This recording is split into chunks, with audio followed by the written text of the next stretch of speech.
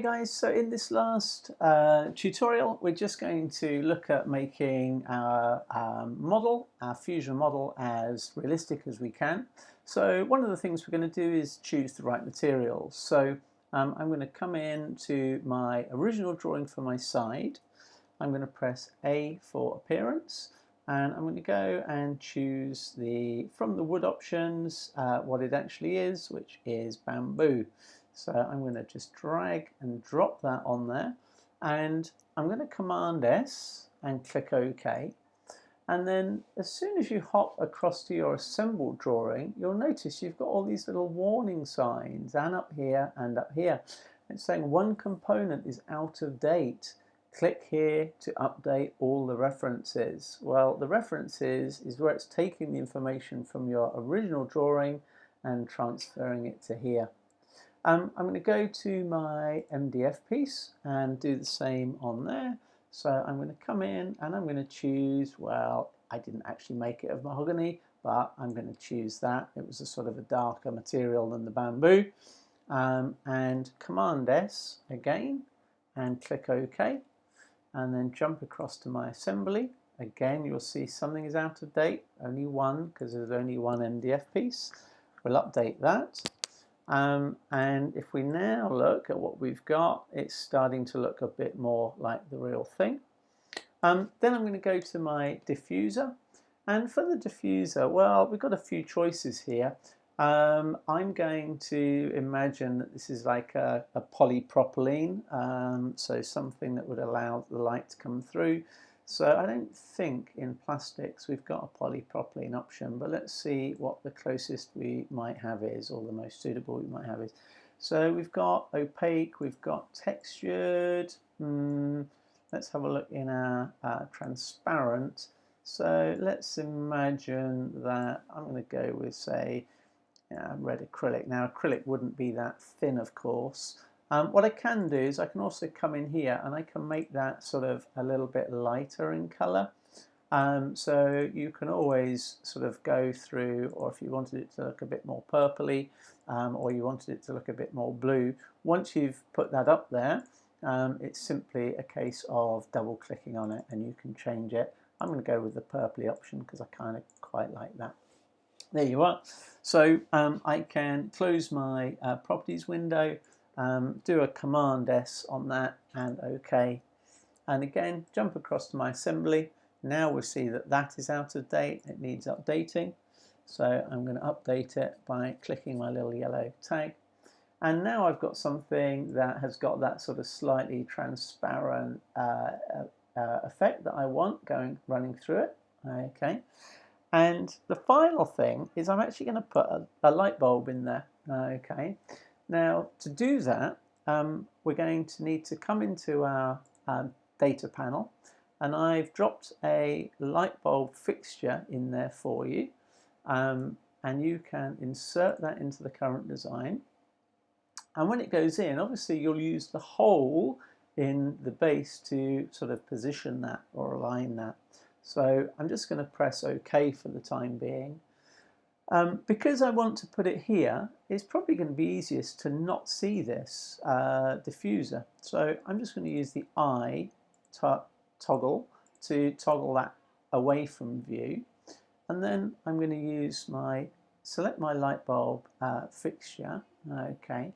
And I want to use the J tool really around this. So if I zoom into here and press J, and you'll see that as I move, because it's cylindrical, it's mostly trying to sort of pick up the center of that somewhere.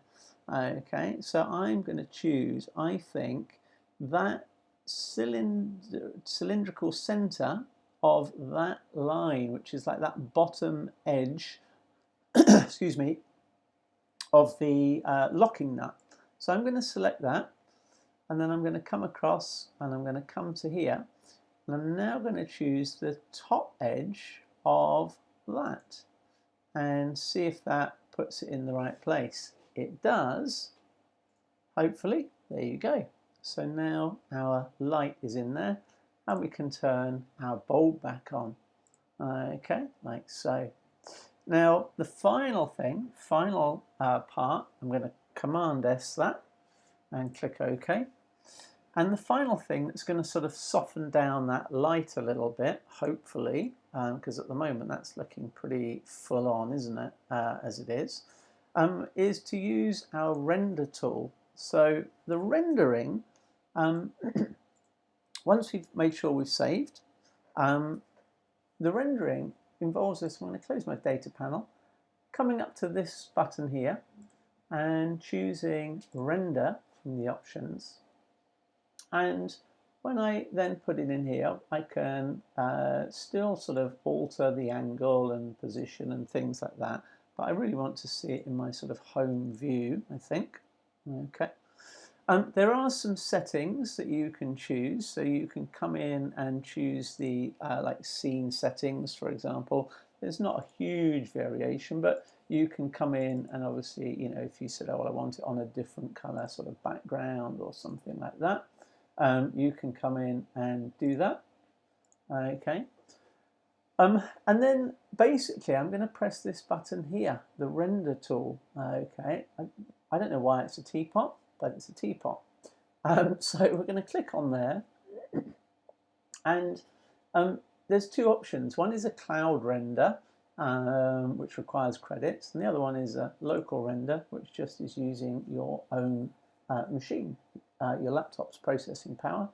And I'm going to click on render here, and what we'll see is we'll get a little thumbnail is going to appear on down on this bottom bit here, I think.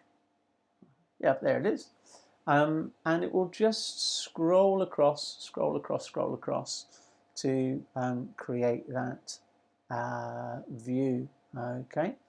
When the green's gone all the way across, it will save that view for you. I don't think it's quite finished processing yet. Let me just try again. Double click. Still processing.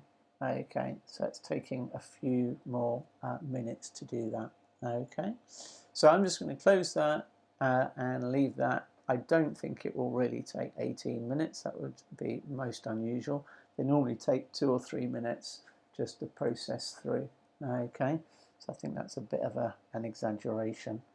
And that will just give you a nice final view of your completed 3D modeled assembly.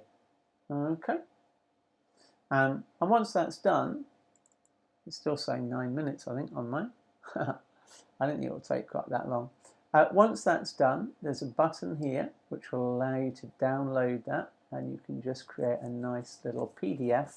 And you'll see what it's doing is it illuminates the thing quite nicely. It'll drop on reflections, shadow, and all of those other bits. Okay, so I'm going to close that and let it finish. And when it has finished, I'm going to create a PDF file and add that to my slides.